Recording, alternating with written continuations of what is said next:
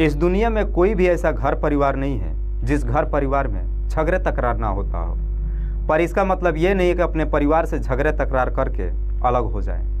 आज के कहानी में पति पत्नी एक साथ तो रहते हैं, लेकिन जैसे ही थोड़ा सा वक्त गुजरता है आए दिन हर रोज़ छोटी मोटी बातों को लेकर झगड़े तकरार शुरू हो जाता है, जिसकी वजह से पति पत्नी अलग हो जाते हैं। उसके बाद नफरत का एक ऐसा खेल खेला जाता है जिसकी वजह से महिला हमेशा के लिए इस दुनिया को छोड़ के चली जाती है।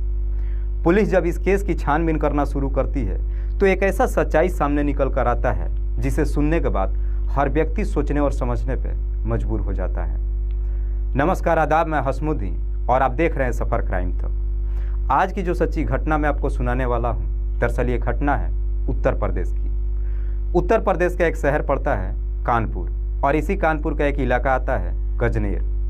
गजनेर इलाके का रहने वाला शिव कुमार, पत्नी का नाम बिमला देवी। शिव कुमार के टोटल 2 बेटियां, जिसमें बड़ी बेटी का नाम सुशीला जिसकी उम्र है 24 साल, छोटी बेटी का नाम शीला जिसकी उम्र है लगभग 22 साल के आसपास। सुशीला अपने ही इलाके से पढ़ाई करती है, लेकिन सुशीला जैसे ही जवानी के दहलीज पे कदम रखती है उसकी बढ़ती उम्र को देखकर शिव कुमार को चिंता सताने लगता है।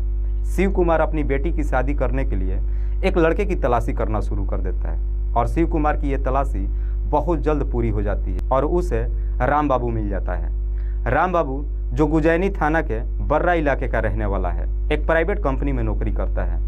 वैसे तो राम बाबू औरैया जिला के मटेरा गांव का रहने वाला है। राम बाबू का पूरा परिवार पैतृक गांव में रहता है। शिव कुमार जैसे ही राम बाबू को देखता है, राम बाबू उसे पसंद आ जाता है और फिर शिव कुमार अपनी बड़ी बेटी सुशीला की शादी राम बाबू से कर देता है। राम बाबू जब सुशीला से शादी करता है तो शादी करने के बाद अपनी पत्नी को अपने पैतृक गांव में नहीं रखता है, बल्कि इसी बर्रा इलाके में आकर एक किराए का कमरा ले लेता है और फिर अपने पत्नी के साथ बड़े ही खुशहाल तरीके से जीवन व्यतीत करने लगता है। देखते ही देखते लगभग 5 साल का समय गुजर जाता है। इन 5 सालों में राम बाबू के 2 बच्चे भी हो जाते हैं, जिसमें एक बेटा और एक बेटी। 5 साल का समय तो गुजर जाता है, 2 बच्चियां भी हो जाती है, लेकिन राम बाबू के आमदनी में कुछ खास इजाफा नहीं हो पाता है, जिसकी वजह से उसके परिवार की माली हालत काफ़ी खराब हो जाती है। परिवार की माली हालत खराब होने के बावजूद भी राम बाबू की पत्नी सुशीला आए दिन हर रोज़ राम बाबू से नए नए चीज़ों को लेकर डिमांड करने लगती है, जिसे राम बाबू पूरा नहीं कर पाता है। और इसी बात से लेकर के राम बाबू और उसके पत्नी के बीच में आए दिन हर रोज़ झगड़े तकरार शुरू हो जाता है। झगड़े तकरार कुछ इस प्रकार से शुरू हो जाता है कि दोनों के बीच में इस कदर से नफरत हो जाती है कि लगभग महीनों दिन का समय गुजर जाता है दोनों पति पत्नी के बीच में बात किए हुए। समय यूं ही गुजर रहा था। सुशीला जब बार बार आए दिन हर रोज़ छोटी मोटी बातों से लेकर अपने पति से झगड़े तकरार जब शुरू करती है तो राम बाबू भी अपने गम को भुलाने के लिए शराब पीने लगता है। शराब जब पीना शुरू करता है धीरे धीरे शराब की आदी हो जाता है।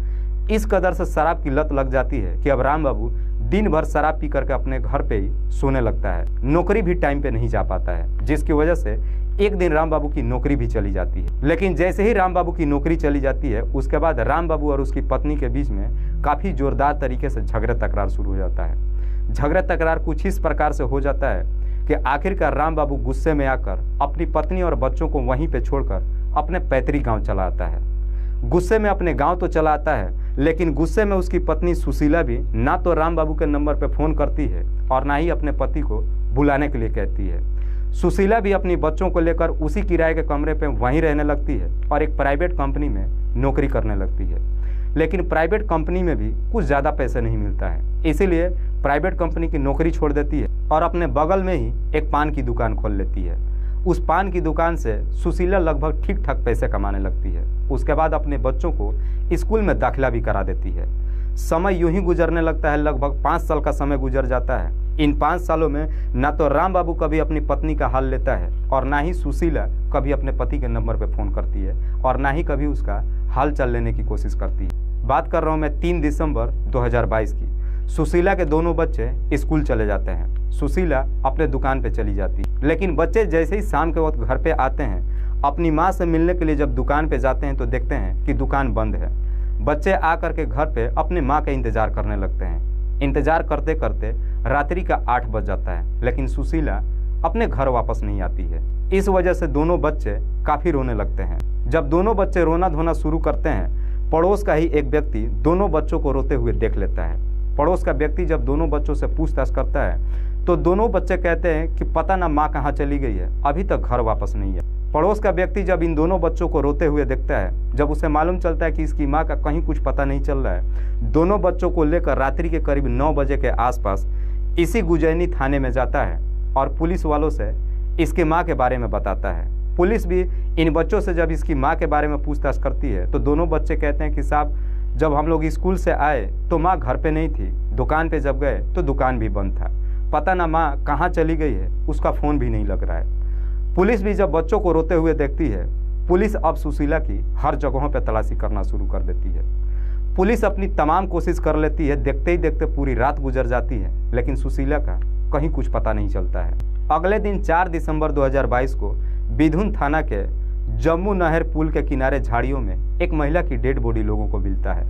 लोग जैसे ही उस डेड बॉडी को देखते हैं, नज़दीकी पुलिस थाने में खबर दे देते हैं। पुलिस जब घटनास्थल पर पहुंचती है, उस डेड बॉडी को अपने कब्जे में ले लेती है। पुलिस जब उस डेड बॉडी को चेक करती है तो मालूम चलता है कि उसके शरीर पे 2 गोली लगा हुआ है, जिसकी वजह से उसकी घटनास्थल पर ही मौत हो चुकी है। पुलिस जब उस महिला के बारे में वहाँ पे मौजूद लोगों से जब पूछताछ करती है तो वहाँ पे मौजूद कोई भी व्यक्ति उस महिला की शिनाख्त नहीं कर पाता है। इसीलिए पुलिस सबसे पहले उस महिला की डेड बॉडी को अपने कब्जे में लेती है, पोस्टमार्टम के लिए भेज देती है। लेकिन पुलिस के सामने सबसे बड़ा चैलेंज होता है कि जब तक उस महिला का शिनाख्त नहीं हो जाता है, पुलिस इस केस में एक कदम आगे नहीं बढ़ सकती थी। इसीलिए पुलिस अब इस महिला की शिनाख्त कराने के लिए एरिया के तमाम थानों में भी खबर दे देती है।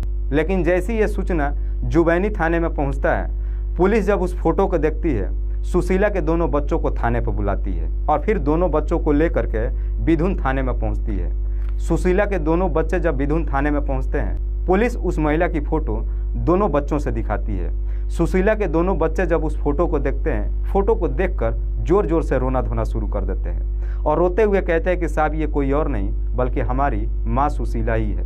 आखिरकार सुशीला का शिनाख्त हो ही जाता है। सुशीला का जैसे ही शिनाख्त हो जाता है, पुलिस धारा 302 के तहत अज्ञात लोगों के विरोध में मुकदमा दर्ज करती है और फिर इस केस की छानबीन करना शुरू करती है। पुलिस इस केस की छानबीन करने के लिए सबसे पहले सुशीला के बारे में जानकारी इकट्ठा करना शुरू करती है। जब उसके घर पे जाती है, आस पड़ोस के लोगों से जब पूछताछ करती है, तब पुलिस वालों को असलियत मालूम चलता है कि सुशीला का पति आज से लगभग 5 साल पहले ही अपनी बीवी और बच्चों को छोड़ करके अपने पैतृक गांव मटेरा चला गया है। पुलिस को जैसे ही मालूम चलता है कि सुशीला का पति राम बाबू मटेरा गांव में रहता है, पुलिस अब सुशीला के बारे में पूछताछ करने के लिए मटेरा गांव उसके पति के पास जाती है। राम बाबू से जब पूछताछ करती है तो राम बाबू कहता है कि साहब 5 साल हो गया, 5 सालों में मैंने कभी अपनी पत्नी से बात ही नहीं किया है। दरअसल मुझे ये भी नहीं मालूम है कि मेरी पत्नी की हत्या हो गई है। पुलिस वहाँ तमाम कोशिश कर लेती है, लेकिन पुलिस के हाथ में कोई सबूत नहीं मिलता है। इसीलिए पुलिस अब इस केस की छानबीन करने के लिए सबसे पहले सुशीला के मोबाइल नंबर का CDR निकालती है। जब CDR चेक करती है तो उसमें एक ऐसा नंबर मिलता है जिस पे सुशीला पिछले कई महीनों से लगातार बातचीत करते आ रही थी। पुलिस जब उस नंबर का डिटेल्स निकालती है तो पता चलता है कि वो नंबर किसी प्रेम केसरवानी के नाम पर रजिस्टर्ड है। पुलिस जब प्रेम का नाम लेकर सुशीला के दोनों बच्चों से पूछताछ करती है तो सुशीला के दोनों बच्चे कहते हैं कि साहब प्रेम अंकल अक्सर हमारे घर पे आए जाया करते थे। प्रेम जिसकी उम्र है लगभग 24 साल, जो वरुण बिहार का रहने वाला है। पुलिस अब सुशीला के हत्या के बारे में पूछताछ करने के लिए प्रेम के घर पे जाती है। प्रेम घर पे ही मिल जाता है। पुलिस प्रेम को अपने कस्टडी में लेकर थाने पहुंच जाती है और फिर प्रेम से सुशीला के हत्या के बारे में पूछताछ करना शुरू करती है। प्रेम भी पुलिस के बिना सख्ती दबाव के ही तुरंत ही अपनी सच्चाई कबूल कर लेता है। प्रेम बताता है कि उसके पत्नी का नाम संगीता है। प्रेम जो कबाड़ी का बिजनेस कर रखा है, अपने बिजनेस से अच्छा खासा पैसा भी कमाता है, अपने परिवार के साथ खुशहाल तरीके से जीवन व्यतीत करता है। अभी 3 साल पहले ही प्रेम की शादी संगीता से हुई थी। प्रेम का एक बेटा भी है। लेकिन प्रेम जब भी अपने काम पे जाता है, जिस रास्ते से जाता है उसी रास्ते में सुशीला का पान का दुकान पड़ता है। प्रेम पान खाने का काफ़ी शौकीन होता है, इसीलिए अक्सर सुशीला के दुकान पे जाता है। वहाँ से पान खाने के बाद ही अपने काम पे जाता है।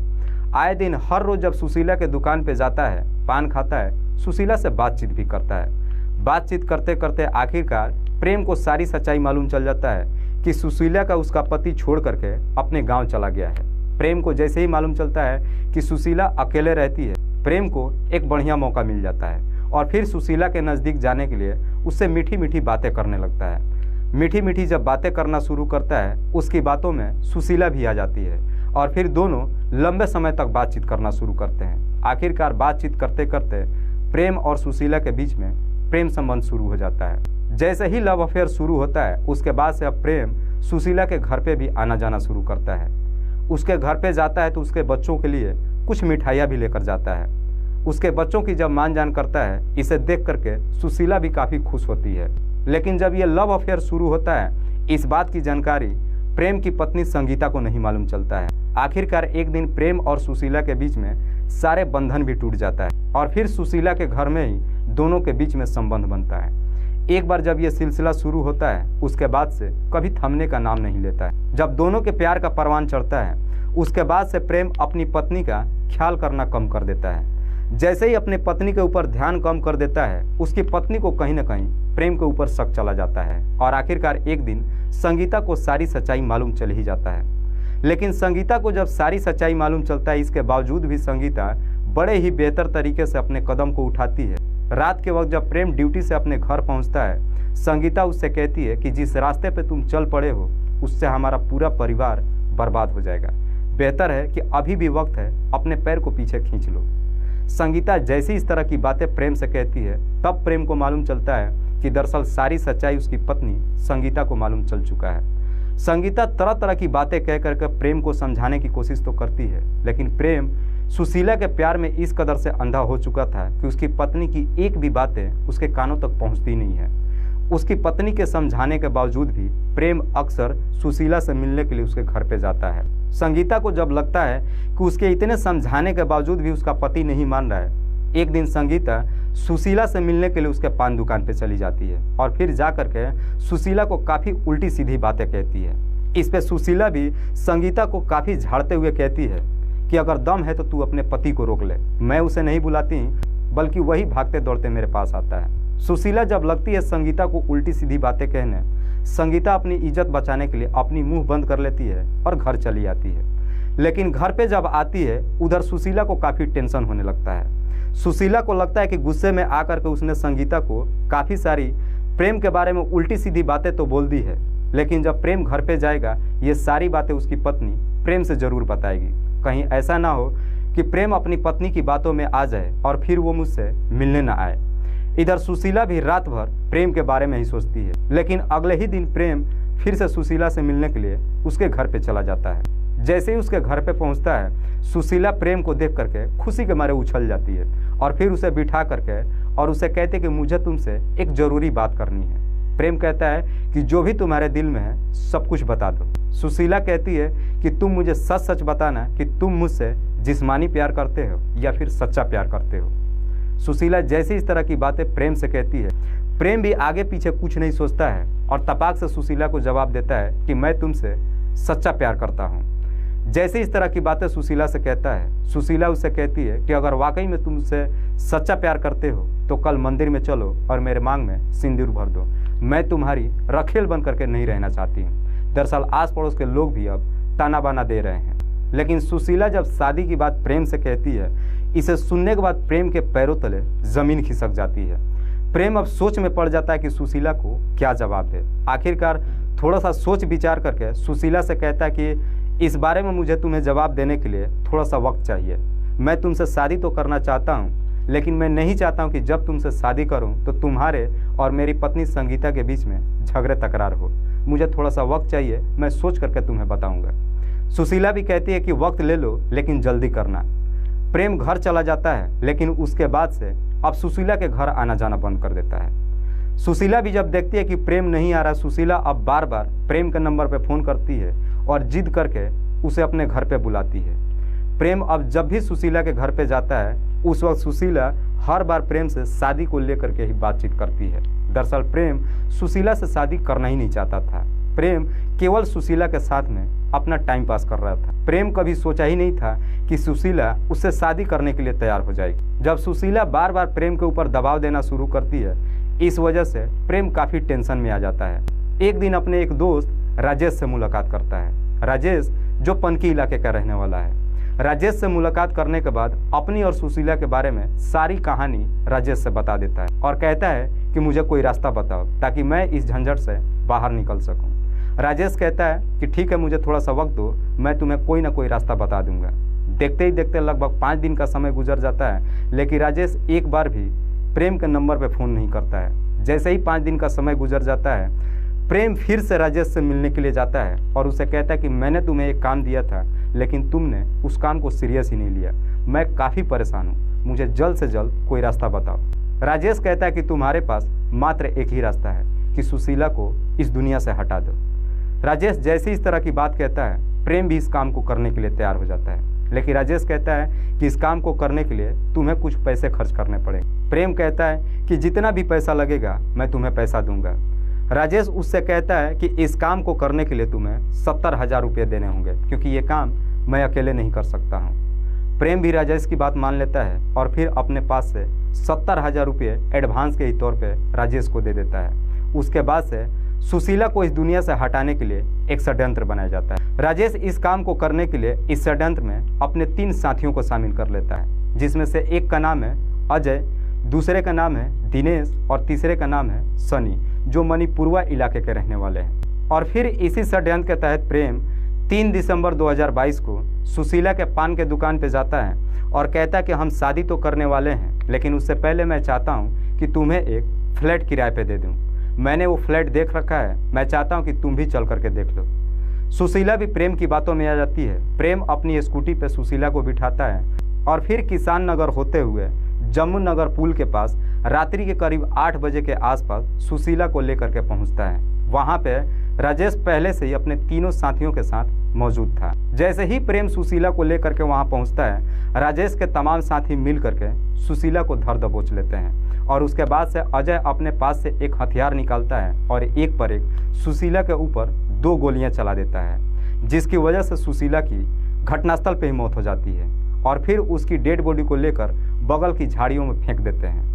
प्रेम सुशीला का मोबाइल ले लेता है और उसे तोड़ करके फेंक देता है और उसके बाद से सब के सब वापस अपने घर चले जाते हैं। वाकई में प्रेम जब ये पूरी कहानी पुलिस वालों को बताता है तो पुलिस प्रेम के ही तहरीर पे उसके दोस्त राजेश और राजेश के तीनों साथियों को अपने कस्टडी में लेकर आती है। फिलहाल पुलिस ने इन तमाम आरोपियों को अपने कस्टडी में लेकर इन सब पे गंभीर धाराओं में मुकदमा दर्ज करके जेल भेज दिया है। फिलहाल सुशीला के दोनों बच्चे अपने पापा के साथ मटेरा गांव में रह रहे हैं। दोस्तों, इस कहानी को सुनाने का उद्देश्य मुझे किसी को परेशान नहीं करना है, किसी को तकलीफ नहीं पहुंचाना है। बस आपको बताना है आप जहां भी रहें सुरक्षित रहें और अपनों का ख्याल रखें। तब तक के लिए जय हिंद, जय भारत।